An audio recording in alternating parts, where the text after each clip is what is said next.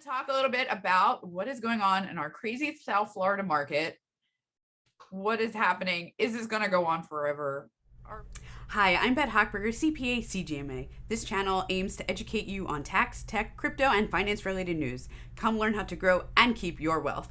And I have the fabulous Alexa Rosario back. Yes.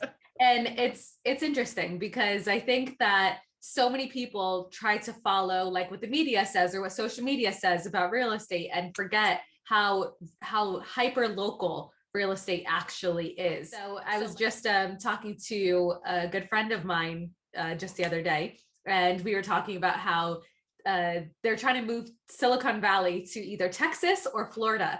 And so we had this, well, we had this whole debate about whether Texas or Florida were going to win. And so his argument was that Texas is going to win because they have good feeder schools for technology and they have more land to build on. And we don't have, unfortunately, either of those things. And so we end up. Hold on. I take issue with that, actually. And I'm not even like a Florida local. I mean, I identify as one now because I've been here for a while, but our schools, our public universities are very well rated now. Yeah. University of Florida, one of the best public universities in the country. So I don't know that I agree with that. I mean, it's a little bit not in South Florida, but yeah. In comparison, though, you look at like Silicon Valley, where I think Stanford is over there. And then you have like some of the best tech schools in the country that are in cities that are drawing that sort of talent. And then they choose to stay there. So yeah, not to say that Florida's schools are bad. They're just not Stanford and they're not these like prestigious tech schools. Hold on, but you know what? Because I did go to a prestigious tech school. I went to MIT. I stayed in Boston for a couple of years. But eventually, that's awesome. You didn't know that? Yeah. No. I have an undergraduate degree in material science and engineering. Stayed in Boston for like 2 years, something like that. And eventually the conditions of where you live outweigh do I just stay where I am? So my husband, who also went to MIT, was from Florida. And we were like, Boston's terrible. It's cold. It's gray. It's dark. It's misery. It's expensive. Although now Miami is expensive too. But it only held us there for 2 years. And then it was like, you know what? There's more to life than just working. Definitely. Well, and I think we're definitely starting to see more of that as the ability to work remote becomes more and more popular. So like you look at like Airbnb, who just made it so that they're going to be a permanent remote company, and they have like, I don't remember the exact number. It's like it's an insane amount of employees, like 50,000 employees all around the world. Wow. I think that's the number, and they're permanently remote, and they said that they'll have office space. They'll have, kind of the option to come into the office, but it's not going to be the typical cubicle and, corner office sort of setup of the past. It's really going to be communal workspaces where you want to have a meeting, you want to bring a client in, that sort of stuff. That's what you're going to start to see. And so I think where all of this kind of plays into real estate is specifically because we don't have enough land. I was actually in another conversation recently where we were talking about how there's less than like 1% of buildable land left in Broward County, like 1%. Yeah. So that is the ultimate definition of supply and demand. We have not enough supply, not even, and it's not even just like, we're just a little bit short. No, we're like drastically short on supply. And then we have masses of people who are moving here. And I think and I think last time around we talked about this too, and all the reasons why people are moving to Florida. And so it's an interesting kind of dynamic that you're seeing, because the people who are familiar with 2007, 2008 are seeing some of the things that make them feel like this might be the same thing. And yet all the underlying indicators are entirely different. See, thank you for saying that, because I keep talking to people and they're like, it's going to crash next year. It's going to crash next year. And I'm like, were you here when that happened? Because there are real fundamental differences. Like I remember, because working in tax, I remember seeing everybody was a real estate genius because, well, if I just sell my house to this like sham LLC that I own at an inflated price with these crazy mortgages. Well, now I'm rich because I just had this insane sale, and it wasn't real. There was nothing propping it up because you were selling it to yourself in effect, right? If you really boil it down. Yeah. And now it's like, no, you're not selling it to yourself. You're selling it to all these people who will buy it sight unseen from another state. Yeah. And that's really a fundamental difference because everything's full. We don't have those empty condo buildings. Do you remember that? The empty buildings where there'd be like 5 people and they're like, oh, we need a new roof, but there's only 5 of us. We can't afford to replace anything. You don't have that now. Yeah. So you bring up so many great points. So Miami's condo market, specifically over 500,000, was in a hardcore buyer's market for like the last several years. Even now, when everything else was a seller's market and Miami's condo market was a buyer's market, now Miami's condo market is also a seller's market, simply because, again, there's not enough inventory. So we also see that after 2008, when the market crashed last time around, a lot of builders stopped building. They ran out of money, they lost desire, whatever it was, just stopped building. So now we see the millennial generation coming up on this home buying age. And so a lot of millennials are doing fairly well for themselves. They had kids later. They made sure that, you know, they protected themselves from the things that their parents went through. And now they bought crypto. And bought crypto, started tech companies, whatever it is, and now are coming into, okay, now I'm ready to buy a property, and yet they're in a lot of cases, a better cash position than some of my even move up buyers are, because they've been kind of operating out of a place of fear of not ever wanting to be in that position either. So we have not enough land. We have tons of people moving down here, and not just saying like, I'm going to buy a second property down here, because that was a big issue last time around, where there were so many secondary residences here that when, you know, the ARM mortgages kind of just exploded, you saw that people had a choice, either keep my primary residence or keep my secondary. And for most people, that's not a hard decision to make. So they let their secondary foreclose, which was in Florida, and then they kept their primary. Now, because again, permanent work from home, the tax advantages, the fact that Florida was very open during COVID in terms of our economy, the ability to move around, that brought a lot of people down here. And then you have this millennial generation coming up on, okay, now we're old enough to buy. And so it's just this massive competition and not enough land. And we're millions of properties short nationally on actual inventory that hasn't been built. So it's like, it is a hot mess of not enough property, too many buyers, and no easy solution to fix it. So, no crash is coming. Nothing coming to save you. I don't know, that's a save. That's probably like better. Well, I'm hoping it lasts for quite a while, because like my youngest child is 12. So we can't really move for like 6-7 years. So I need it to keep going so I can sell my house at a ridiculous price in 7 years. But like, in all seriousness, you know, the Texas versus Miami, I think there's so many similarities between there's Texas and Florida. They were also open, very open, like we were. There is a lot going for both. But I think what's really a draw in Miami, where it's nice to see, because I've been involved in the tech scene for many, many years. And all the crypto stuff that you're doing is awesome. Yes. So if you go to Miami, it is literally like crypto capital. You cannot like throw a rock and not hit a Web3 developer, an investor, somebody involved. And that is really thanks to Mayor Suarez going and actively trying to recruit those Silicon Valley folks to come over here. So I don't know, it seems real appealing, but there's always been an affinity between California and like Austin, you know, with some of the tech stuff. But I'm loving seeing it here, because before you never thought of Florida as a tech hub, right? But we are also gateway to South America. So no, definitely.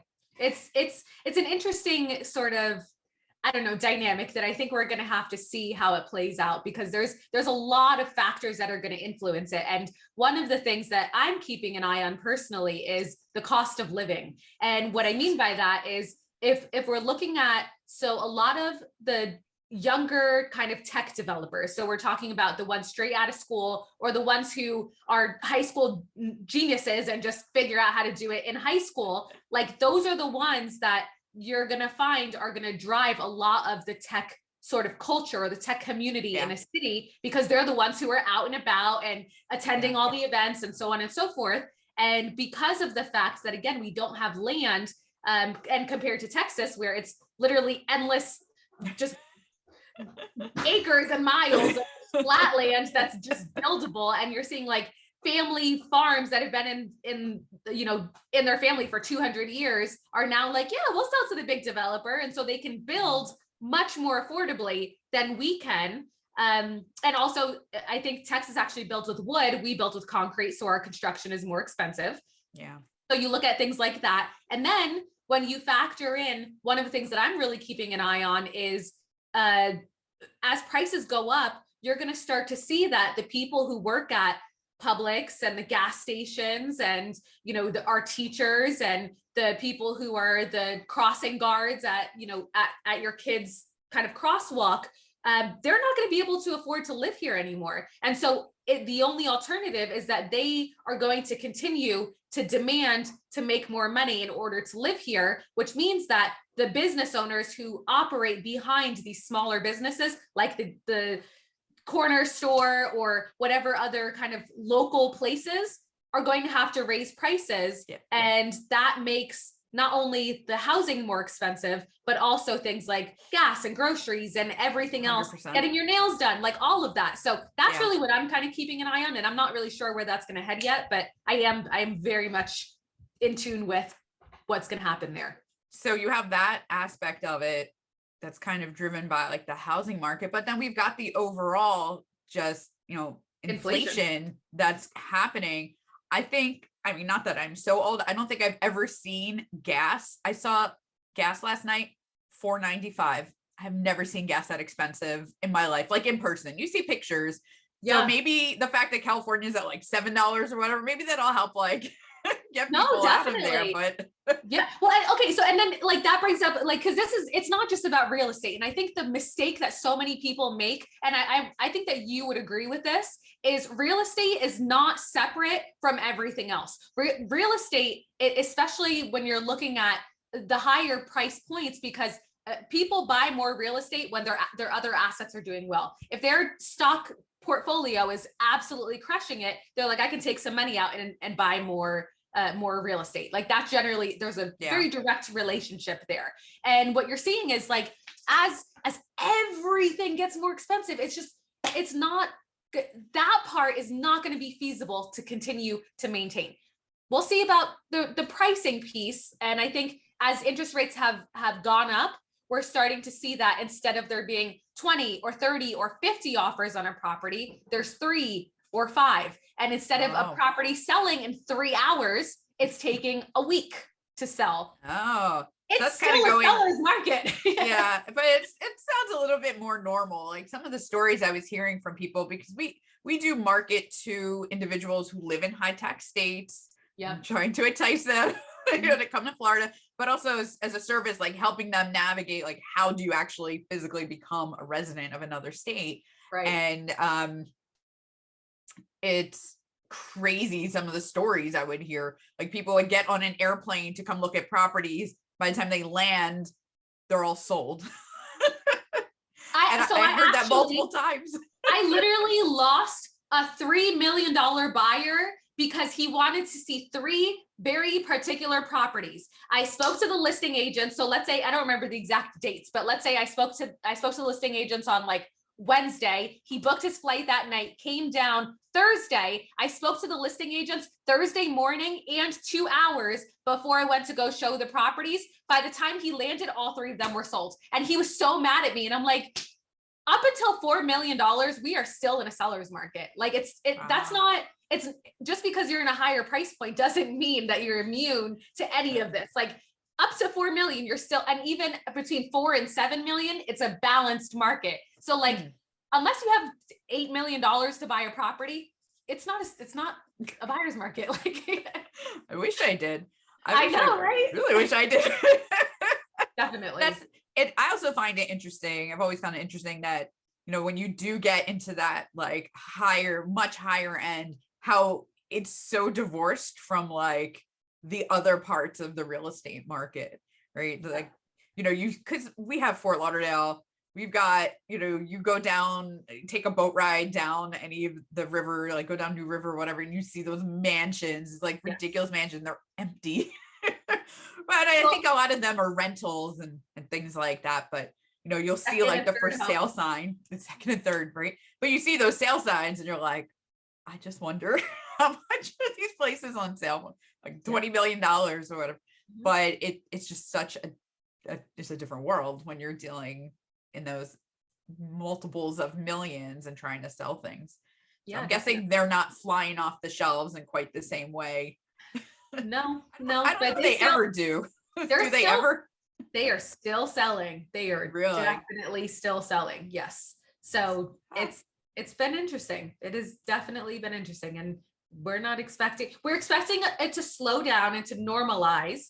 And that's a key word, like not crash, normalize. Normal. Meaning that this is our new normal.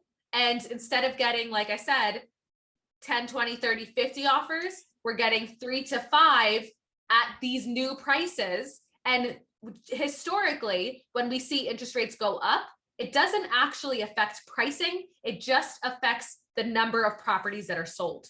So so everyone's like, oh, interest rates are going up, prices are going to go down. No, they're not. They're not. They're even the leading good for the sellers. The leading, I forget if it's 6 or 7 economists that really like we look at in real estate are expecting an average. The numbers are between like 3% and I think 14%. We're expecting an average of like 7% price increases over the next year, compared to the 20% that we experienced last year. that was a little crazy. So I guess that leads me to the question of, are things still selling it over ask? Are we still seeing that? Even before this market, we were still seeing that. Like even when the market is a lot slower, there's something that we call the tale of two markets. And that what that means is it depends on how the seller prices the property. When a seller prices the property, let me back up. In order to understand how this works, you have to understand buyer psychology. Buyers need to feel like they're winning, period. Okay. So at the end of the day, it's either going to be the buyers competing against each other or the buyers competing against the seller. One of those two competitions is always going to be happening. Makes sense. Yeah. So now when a seller says, hey, I want to price my property 15% or even 10% above where it should be, buyers have a compulsive desire to sit there and refresh every 5 seconds to see what's new on the market, what has come off the market. And in their micro kind of search criteria, they become experts very quickly because they're obsessive about it. So if a seller puts their house on the market and buyers have access to information, square footage, garage, pools, upgrades, how old your roof is, like that kind of stuff, they've seen so many properties in that little kind of criteria that if your property is overpriced, they know it. They absolutely know it. And they might not know it down to this property is 10% over what it should be selling for, but they go, this property is not as nice as this one. And so I want to see this one because this one is probably going to be gone. That one can wait. And so from that perspective, you see that properties that are priced really well and have the most features and benefits for the price sell in multiple offers. The properties that don't perform as well in that competition with other properties sit a little bit longer. So then the natural question that buyers start to ask is, what's wrong with this house? And the answer is nothing. It's just overpriced. And then they have to price reduce. And you see that properties that go through a price reduction actually end up selling for less than properties that price it right from the beginning. That's interesting because that's almost counterintuitive, right? You would think if you price it really high, okay, fine, I don't get it. I'll lower it a little, I'll lower it a little. But if the buyers can watch that happening almost in real time, right? If you can keep hitting refresh and you see like, oh, that property, was listed for, 500,000. Now it's only, 475. They can watch it. They know that nobody else is biting either. That's so interesting. It's literally, it comes down to social proof. If a buyer walks into a property and sees that other people want it, so at our very core level, we are always looking for kind of the social proof and validation of the people that we love and care about. So if we see that everybody else is dying over this property, naturally, we can't help it but to must be something good. Now I want it even more. And so I'm willing to do whatever it takes to get this offer accepted because my peers like it, because it's going to feel good to win, and because I'm going to get what I want. On the flip side, when you overprice, the buyers go, I'm smarter than the seller. Watch, I'm gonna negotiate better than them. And so now they're on a mission to nickel and dime you, not only on the price, but during inspection, if the appraisal comes in low, like everything becomes a whole different ballgame because the buyer is trying to win the competition instead of the buyer competing against the other buyers to win that competition. And then once you're under contract, if a seller can say, listen, I have 10 other offers, I'm not giving you an inspection credit. Most buyers are going to go, okay, well, I'm not going to give it up. I still won this one. I'm just going to move forward. So it's like, it very much is buyer psychology. That's interesting. So you have it's like the two dynamics. It's, who are you battling, right? If you're battling the other buyers, you're in a bidding war now, right? Yeah. So it's like an auction. It's just going to keep going up and up and up. Whereas you're going up against the seller. Well, now it's like, a race get it down. Down. Yeah. And then your poor seller is like, okay, fine. Like, what can I really deal with and actually sell this property? It's very interesting. It's funny because you mentioned that people know everything about the properties they're looking for. I was at a sales event. It was for tech companies in Miami. And they were talking about how buyers are very knowledgeable now. People are not extremely knowledgeable. And it doesn't matter what it is they are buying. By the time they're like, okay, I'm looking at X and it doesn't matter what it is, they don't need you. You don't need you to educate them on what is it that you're buying. It's like, no, we know. Just convince us at this point. Yep. So I guess that's the internet for you. In a lot of cases, I'm not a salesperson. I don't sit there and say, hey, you should buy this property. There's in every situation with my clients, I'm an advisor and a consultant. I will tell them when what they're doing is going to help them further their goals. And I will also tell them when what they're doing is going to take them further away from their goals. And so I'll give them the information and I let them make the decision, because at the end of the day, it's their house. They're the ones that live in it. It's their life. And that's really what I see as our highest fiduciary duty as an agent, is advising, and they get to make the decision at the end of the day. I don't sell people at all. That's so brilliant though, right? It's I don't have to make you buy this house. I don't have to make you sell this house. You're already there. You already won. You already know what you want. Yep. So how do you get what you want? Oh, I like that. That's why you're so good at what you do. There has never been a time in history that an agent forced someone in their right mind to move when they didn't want to move. It just doesn't happen. Yeah. I could be Bet, I know that you like me and I know that I like you. I think that I should get you to buy this house because it's just a really pretty house. There's no, I can't force you to move if you don't want to move. If you want to move, you're going to move. That's, I think the core of it is be an advisor, not a salesperson. I have an idea. Okay. Ready? So we don't have enough places to build, right? Mm-hmm. Maybe we bring back Stiltsville. We start building houses back out in the water again. Yeah. What could go wrong? What could go wrong? Oh, you know what? Hurricanes. Listen, insurance, hurricanes. How would you even tax that? I mean, That there's would a be few that interesting. still exist. I mean, I don't know if anyone lives in them, but you can see them when you go down, where's it, like Key Biscayne or wherever, you can still see them. Uh, and I'm wondering if somebody's going to be like, oh, maybe we should. We really don't have enough inventory. And I actually end up talking to people who want to be Florida residents. They live on their boat. I mean, Yeah, when they that's say awesome. boat, I'm assuming it's a yacht, but they say Yeah. boat. So Yeah. So first of it's all, an I option. get super, I get so seasick. I would never be able to do that. Like the concept of it sounds amazing, but like if I were to actually be on a boat like that and just live on it, I would puke my guts up like every day for the rest of my life. I'd be so miserable. Well, you know, there's people who like retire or they like semi-retire on cruise ships. And they'll go on like 6 months at a time cruises and crazy things like that. So it might be a little bit better. It's not like a little boat, but No. Yeah, I don't know. definitely.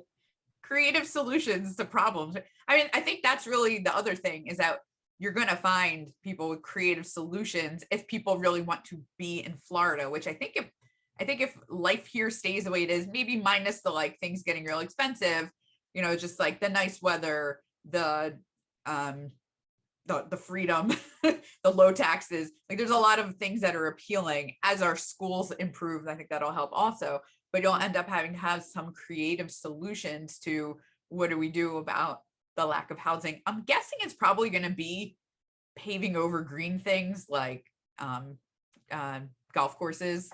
Because Yeah. my And neighborhood's higher actually, density as well. That yeah, makes a big difference. yeah, my neighborhood has talked about that because we do have a golf course in the middle of it, and there's been people trying to push like, oh, we could build all these condos, and you know, of course, the homeowners were like, do we really want that like a block away from us? I don't think so.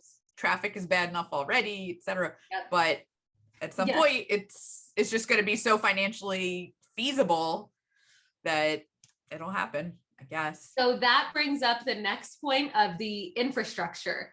So we are like, for example, the city of Fort Lauderdale has gone through their kind of, forgive my French, but oh shit moment of realizing that like infrastructure needed to be a priority a long time ago. And I know that they're not the only ones. Like that was just the most recent and well, they have the problem with the water pipes, systems. Yeah. The pipe bursts and everything. And so you're seeing that. And this, again, this is not just a Fort Lauderdale thing. This is all of South Florida. Look at even the Surfside building and that collapse. All of these things are making people go like, okay, well, number one, we need to really be more aggressive about inspecting the buildings that people are living in. And number two, we need to make sure that we're better and more proactively planning for traffic, for our water, for flooding, all of these things that are affecting quality of life become massively more important before we can continue having people moving here. So it's going to be a journey, but I know that there's a lot of really smart, really committed people working on those. Well, and we have somewhat of solutions, right? We have like the express lanes and things that have opened on the highways. They've rejiggered the on and off ramps on 595 to try to handle that flow better. Definitely. So there is some stuff, but where you've got like, you know, 2-lane roads, it's really hard to both add housing and add cars to 2-lane roads. Yeah, exactly. And get more lanes. How are you making that happen? Physics totally. gets in the way eventually. Well, so like, for example, in the city of Fort Lauderdale, there's, if anyone is familiar with 13th Street, where that is over by Fort Lauderdale High School, that whole area, they just went through and redid the roads they added the turnabout to make the flow of traffic easier. Then you have like in Sunrise, well, it's like on the border of Sunrise and Plantation, you have hiatus used to end at Sunrise and then pick back up at Oakland, and they completely opened it up so that now you can travel all the way through. So there's a lot of things like that are those what I call 1% improvements that you're like, oh, okay, like this actually makes my life a little bit easier and a little bit better and traffic a little bit more bearable. And yet there's still, and I think this is a nationwide sort of challenge, is maintaining infrastructure as quickly as populations are changing. And then we're faced with things like shortage of laborers and shortage of materials. Like literally, My car has been in the shop since January 4th. Oh yes, you were saying they can't get the part. They're missing part. I ordered contacts and it took them like 3.5 weeks to be able to give me my contacts. So it's like, I know that like everything is more expensive, harder to get, and labor is more expensive. So I think everything's going to kind of start to get a little bit easier. It's just, we're in the tough spot right now. Yeah. You have to hit that, I guess, inflection point. And I don't know what causes that. I'm guessing it's going to be related to gas. I would hope so. It's just one of those things. It's like, it affects everything else, right? Maybe not housing so much. I mean, it might, it could possibly, but it affects your food price. It affects, transporting materials, transporting things. So it's going to be like, all right, at one point are the people just going to be like in a revolt against such high gas prices one way or another, whether it's, reducing consumption or I don't know, going to your politicians and being like, this is not okay, like turn pipes back on or go frack or whatever you need to do. That sounds so bad, right? Go frack, go, turn back on the fracking. I don't know if they shut it down, but I know a lot of people aren't happy. But even in Florida, like there's a lot of debate about drilling offshore, because when it goes bad, it's really bad for our environment. So, but all these things are trade-offs. I know. And like I said, it's going to take time. There's a lot of really smart, really committed, and in most cases, very well-funded people who are looking for resources and looking for solutions to all of these things. Like even for anyone who's watching, who's not local, like one of the first questions I get is always like, so we love Florida, but how worried do we need to be about hurricanes? And like once every 10 years, you get a bad one. I'm knocking on wood right now for those of you that can't see. I've lived here since 2008. The worst hurricane that I was in the first 10 years that I was here was my first 2 days of school moving down here. They were canceled because of an impending hurricane. No, this was Katrina. 12, 13 years ago. Didn't even get, I don't even know what the name was. It ended up being my sisters, my mom, and I went to the beach and hung out for 2 days because it was beautiful. So like that was the first hurricane warning. One of the misses. Exactly. Yep. My first hurricane I don't remember what order they happened in. There was Hurricane Katrina and Hurricane Wilma. Yeah. And yes, that Katrina that went on to destroy New Orleans hit us first and then went and destroyed them. But it was so bad there that we didn't have power for like 2 weeks or something crazy because the whole country like had to go help them, which obviously their situation was much, much worse than ours. We didn't end up underwater at least, but yeah, I was like, oh crap, where did I move to? Because it was 2 bad ones in a row and like no power. And I did get to meet my neighbors. we all had to like empty our fridges and like cook all our food together. So that part was like a nice bonding experience, but it was a little disconcerting. But now they've buried so many of the power lines, or they've put them up instead of on the tree trunks, they're on those the concrete poles, that it's not so bad. Yeah, definitely. So bad. But no AC in like September in Florida. Yeah. Well, so my second hurricane kind of engagement was Irma in 2017. I think it was. Oh yeah, Irma also sucked. Yeah. And so it was, but I think we need to clarify what sucked. Like Irma sucked. We need to clarify what that means, because for us that was a game night at night, and then the power went out at 8 a.m.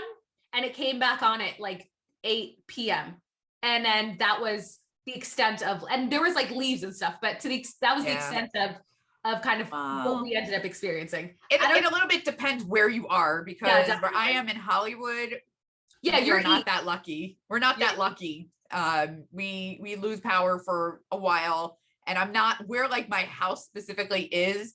I'm like too far from Hollywood Hills High School to get turned back on their grid. I'm not on the grid with the condos, so Oh they my get it God. first. That actually happened. One of the hurricanes, like literally people across the street from us got their power, and it still took us a few days to get it. And I was like, Oh my why? God. Why us? But no, I mean, there are places that definitely get hit much worse, Definitely. you know, than we, because Irma was the one that went through the Keys, right? And also hit Yes. Puerto Rico. And you know, want to And talk about bad I was- infrastructure. Yeah, and I think there was another that hit the West. I'm horrible at I remembering. think it was Irma also went up into Tampa, up into that Yeah. area, because everybody left here and then it went to Atlanta afterward. Because I remember a lot of people in my neighborhood went to Atlanta, and then it just followed them. Yeah, and like realistically, like we have to also acknowledge the fact that Florida is not the only place that gets hit with hurricanes, but somehow Florida ends up with a reputation when, like we saw New Orleans, which is Louisiana, we saw even the Northeast, New York and New Jersey were hit with a really bad hurricane, you know, a couple years back. Sandy, so it's not just Florida. And thankfully we have a bubble of the hurricane gods protecting us the last couple of years. But I mean, but hey, Texas also gets them. yeah, definitely. And Texas the gets it Northeast too. also gets blizzards, and Texas and some of the other places like get droughts and all this other stuff. Tornadoes and things like, Yeah. once in a while we get a tornado, but it's not like, Exactly. it's not like Tornado Alley. It's not, you know, you No, can usually not see it. even- You're like, oh, look at that. Oh, it's gone. And it's usually like over the water. So it's like, oh, that's Yes. really cool. The water know. spouts. Yeah, definitely. So We did see a tornado not that long ago, actually. It was like, I don't know, I was on a camp out with my scouts, and they made us leave Markham Park because there was a tornado warning, and you could see it like kind of coming together out in the distance. But like, there's Mother Nature everywhere. You cannot get away from it. California has earthquakes. That seems way scarier to me than a hurricane. You know it's coming. Yeah, at least with a hurricane, you can plan for it. You can get the gas and get the water and get the food and get the generator and do all the things. You can make sure that the property is built with the proper construction and Hopefully. up to code and everything. Yeah, seriously. Black ice, when you're driving, God forbid you need to, you can't prepare for that.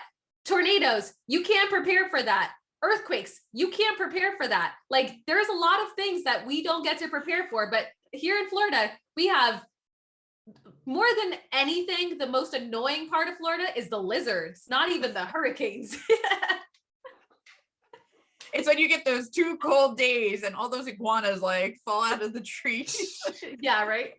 Actually, the worst part of that is the ones that don't die, because then those super iguanas that like can withstand cold temperatures, they can like eat all the other iguanas that died and become like, you know, Hulk they iguanas. deserve like, I don't know, some type of award for their grit, if you want to call it. They're like mutants. They're you know, survival of the fittest, Darwinism right there. It's like, oh, we managed to keep ourselves warm and survive, so sucks. And then they're just bigger nuisances. I mean, we do have some wildlife. We saw a fox actually in our neighborhood the other day, so I'm like, I don't know where this fox is coming. I mean, it's smaller than my dog, but I'm still like, what? Foxes, the opossums running around, but they're supposed to be like good, I guess. I don't get any gators by me. Yeah, no, I don't do gators, but thankfully they're not as common as people might think. And especially if you're near water, just get your yard fenced in and you're good. Yeah, that's true. That's true. That's all it. Right. Alexa, you're the best. This was fun. You're the best. I love talking to you because you just know so much about so many things with real estate. Because some people, they're like, oh, buy and sell it. But you really know like the economics surrounding the whole situation. So it's really interesting to talk about.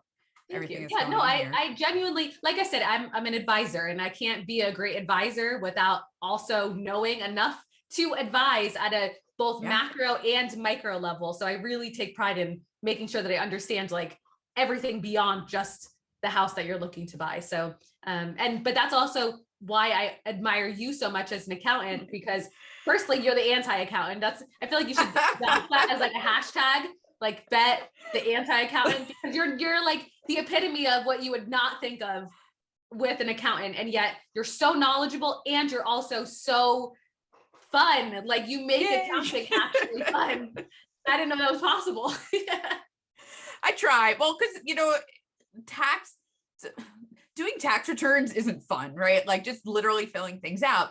But when you watch things like tax policy, right, and the effects that it has on people, like I have my own views of like what should be in the tax code and what shouldn't.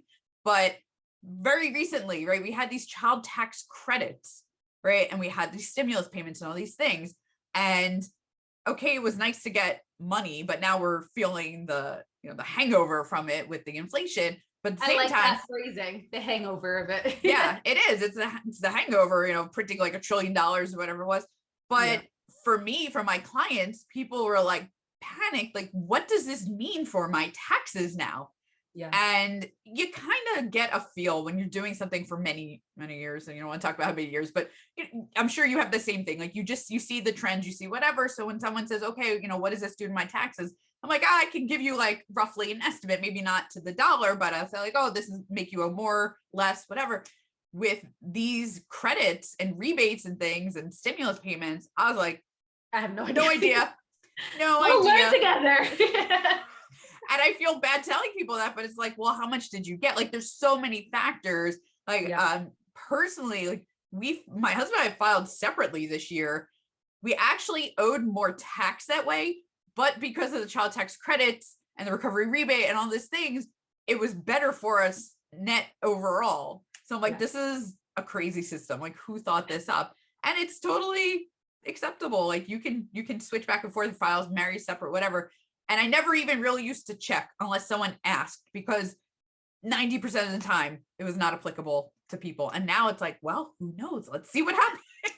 Yep. So it's very disruptive. Yeah, it's very definitely disruptive to my industry. Like it's not an industry, it's usually disrupted, but they make changes like that really affects everybody. And it is very disruptive. So definitely. Yeah. So that's the stuff that I find interesting is, how does the tax piece affect whatever? And it's also very local because you have like, all these New Yorkers coming down, and I love when I get the phone calls and people are like, so I'm going to sell my business next week. How do I become a Florida resident? I'm like, no. Like, sorry, I had to think about that last year. Like, you can't just tomorrow I'm moving in. Here I am. No. So it's funny. It's interesting. But thank you so much. This was this is the longest Finance Friday ever, but I think it was I know, great. Right? It was fun. And great discussion. So definitely awesome. And I'm sure we'll do it again because it is so fun. All right. Absolutely. Thank you, Alexa. We'll see everybody next time. I hope you learned something new. Please leave a comment, like, and subscribe to my channel if you want to continue improving your tax and financial literacy. Bye.